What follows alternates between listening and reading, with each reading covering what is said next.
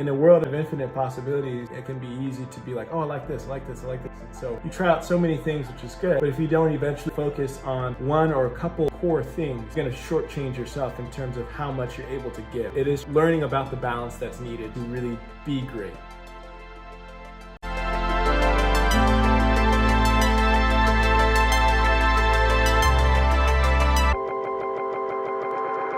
Yo, what is good, creators? Welcome to the Create to Inspire Corner, where I, your host, Coriel, interview creators from around the world. I'm going to share their stories to give you the creative inspo you need so you can go on and create to inspire in your own community.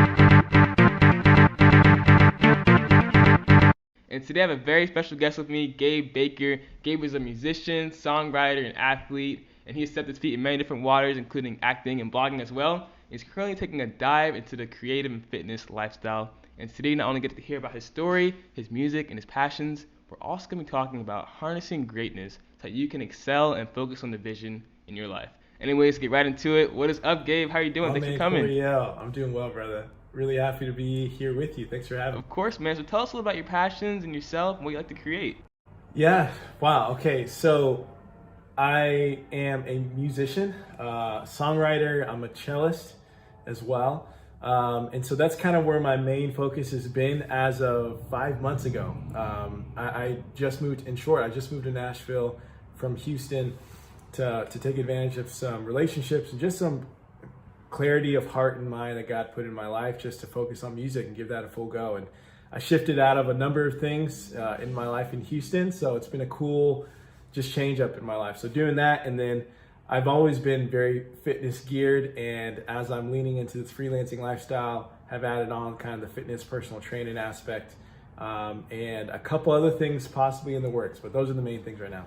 Okay, awesome. So you just released your latest album a few months ago, The Year of Vision. Can you tell us a little about that album? Yeah. So The Year of Vision, it's an EP, so it's just a short EP of 4 songs, and The Year of Vision is again, kind of a soul gospel a cappella collection of songs that kind of came out of just, sitting through this COVID quarantine year. And I know for everyone, especially in creatives and everyone in different ways, have been learning in so many new ways as a result of everything happening this year. And yeah, so these songs are kind of just inspired from the lessons I feel like God was teaching me through it all. And also just musically inspired by a lot of what I've grown up in. I grew up kind of singing a lot of a cappella gospel stuff in church and just with friends and really living in that kind of musical influence realm. And so, yeah, it's just a cool little package of 4 songs that speaks to what I feel like I've been learning through the year of really how, I guess I can share the title of each song really quickly. So the first one's called Take Me Away. The second one's called From Pieces of Peace. The third one's called He's Holding On to Me. And the last one's called Keep It On. And so it's kind of just this. I think the title of it was supposed to really explain a lot about what the intention of the EP is about how I feel like this has been a year of vision for me in such a way. Awesome, man. I think you did a great job of kind of capturing, what 2020 has taught you yourself personally throughout the years. Can you tell us a little about those lessons that you learned this year that you're ready to take with you towards 2021 also? Yeah, I've been doing a lot of writing and kind of blogging and different things to kind of capture it or just be able to process it in an explainable way. I think one of the biggest things I've learned is to always make sure I'm valuing the things that need to be valued most. And I think it's easy to allow things that are urgent or less important to take precedent over the things that are actually most valuable in our lives, right? And so I think for a lot of people, this year has stripped away a lot of the pleasantries or the things that seem to distract and seem to take precedent over the things that actually are most important in terms of your spiritual health, whatever that is, physical health, your relational health, all these different things. So I'd say for myself, that's one of the big things that comes to mind of, okay, am I putting first things first in my walk with God, in my relationships with my family and my friends, and then pursuing the thing that God, the purposes, the passions that God has put in my heart, to make sure those are things that I'm really making sure I'm valuing, and then of course delegating the a good amount of time to developing and fostering those things. 2020 has been a year of, some struggle, a lot of struggle for a lot of people. But I think there's also been a sense of, greatness and people, coming back. I think there's been a lot of people starting their own businesses, chasing their passions, and you personally. I wanted to ask you, how has, developing different talents over time and just going through these experiences in 2020 helped you to harness greatness in your career currently?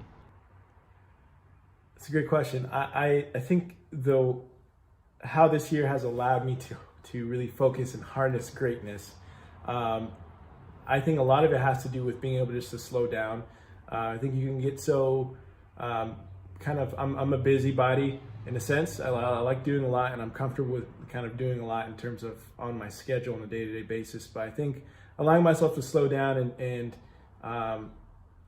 really make sure that I'm budgeting my life in terms of my time and my energy in a way that is allowing for me to be great has been really important. So making sure I take the time to rest, making sure I take the time to do the things that are, self-care, if you will, that's allowing me to be at my best self when I am active at a busybody self. So I think it is trying to learning about the balance that's needed in order to really be great, because I think all the people that are great in whatever they're doing are able to have been able to really know what they're doing and really refine their skill or whatever it is, but also realizing that rest and being able to be a normal human, whatever that looks like to be healthy, is just as important as the grind.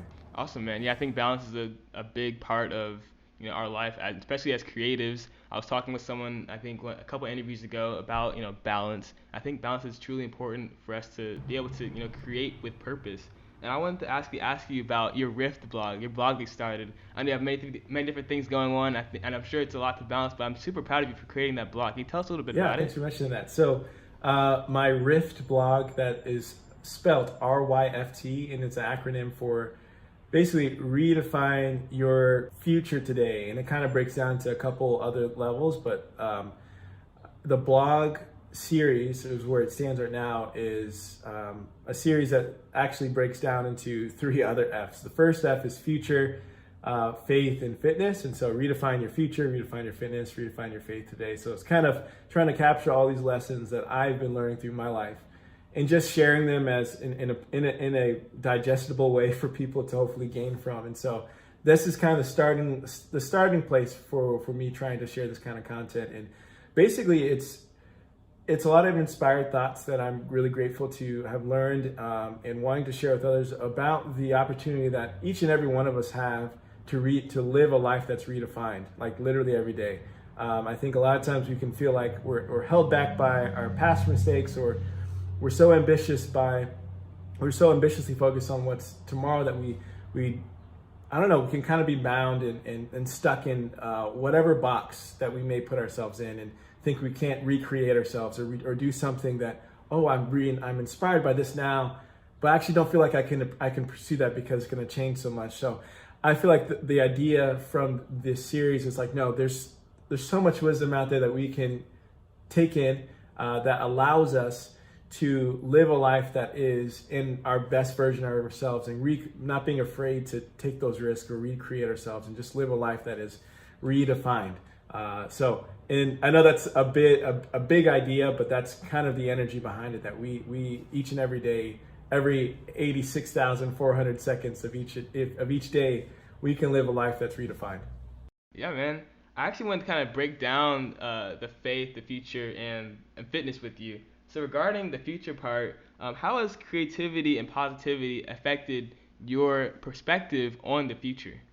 Yeah, my perspective on the future starts with not allowing myself to be so focused on the future. Mainly because we don't have tomorrow. All we have is today.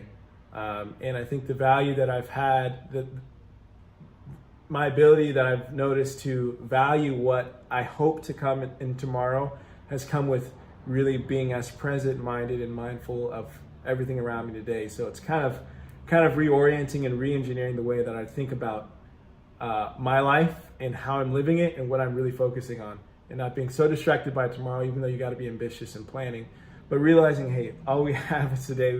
Tomorrow is not promised, and make the most of what we have in front of us.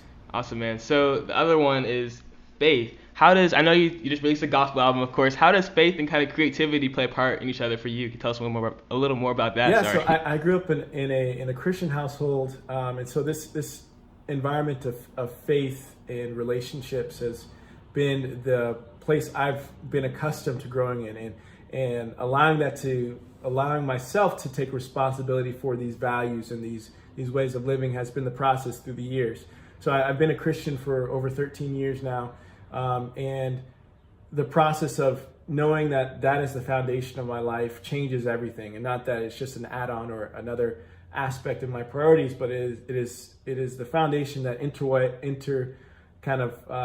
that weaves itself through everything else in my life. And so that inspires everything I do. It inspires the way that I look at life. It inspires the way that I create, especially musically. And so I tell people I'm a soul folk artist, so I write and play in that kind of genre type, and then I also write, Christian spiritual worship music alongside of that. So I try not to box myself, quote unquote, into each of those categories, but just being myself and allowing these things, these lessons that God has been teaching me through the years, through life, and how to process and just be with others in love, has been a part of that creative process. So it's kind of the intertwining of all these spiritual lessons that I'm really making a point to be my thing as I'm living life. So yeah. Yeah, I think that's great that you're allowing yourself to be inspired, by God and through your music. And so the next topic was, fitness. How does, fitness and creativity, do you think that has a kind of a role with each other for you personally? Fitness and creativity definitely have a role together. It's a different type of creativity.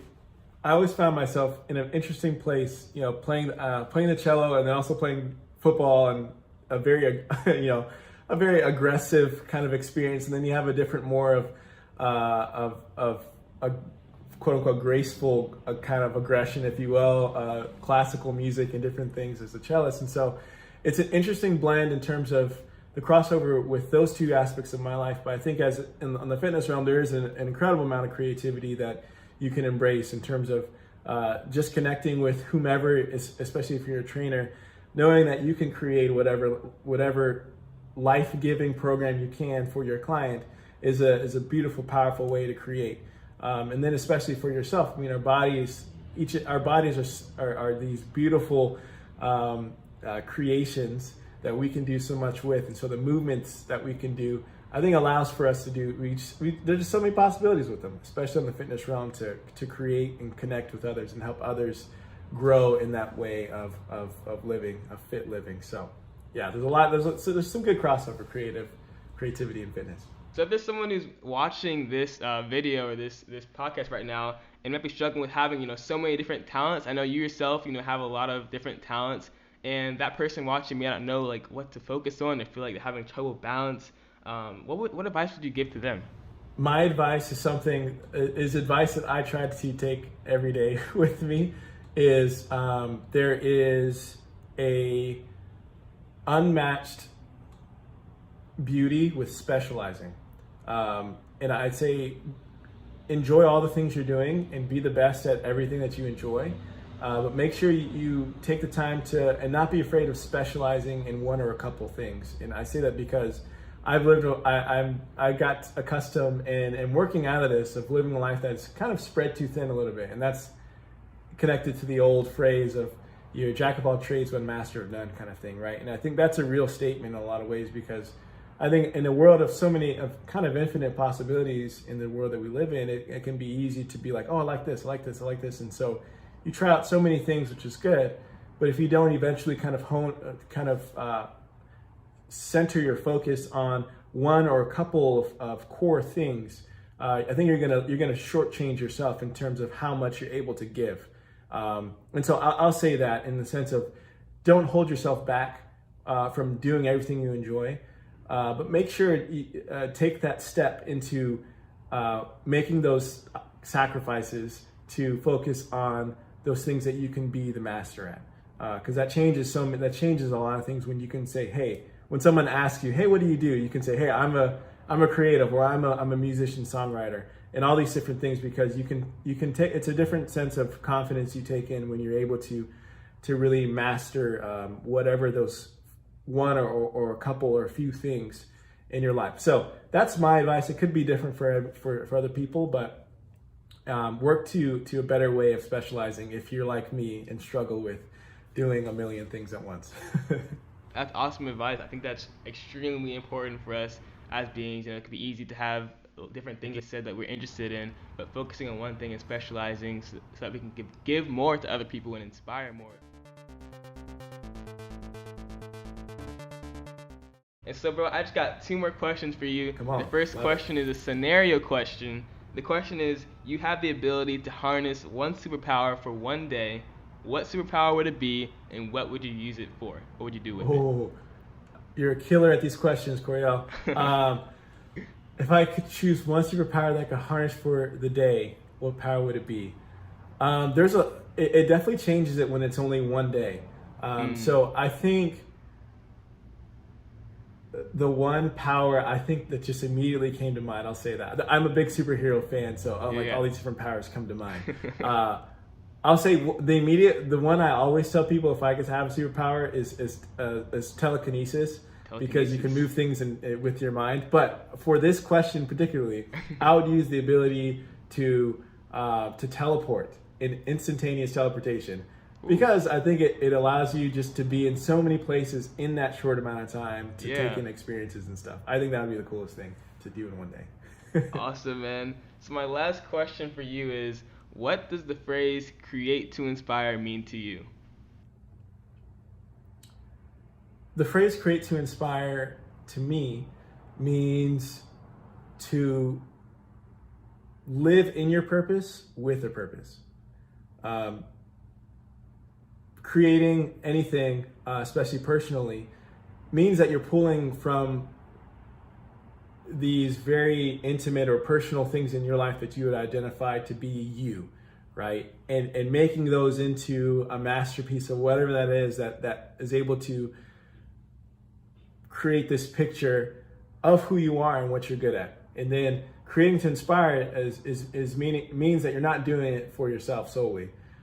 While you are inspiring yourself as you're creating, but you're doing it for the person, for the onlooker, for the viewer, for the next person. And I think that's the best. I think I really love that tagline that you have, is because I think it does capture the full relationship that as creatives that we're all supposed to embrace. Is that we're supposed to know ourselves and create, and then also deliver that and exchange that and share that with other people around us. And that's, I think, the ultimate fulfillment of the things that we do, is that we do it with others. So create to inspire. I love it, man. Awesome. Thank you so much, Gabe. I had a blast talking with you. How can people at home watching this follow you, support you, any of that kind of stuff? Yeah, man. So I'm so happy to be here. Thanks for having me again. You can follow me on just about all socials at the Gabe Baker. That's TheGabeBaker. And my website is gabebaker.com. So if you follow any of those, if you follow me on Instagram, I think I'm the most active on Instagram, but I'm actively updating different things there and all my different adventures and stuff I'm working on. So that'd be the best way to follow me.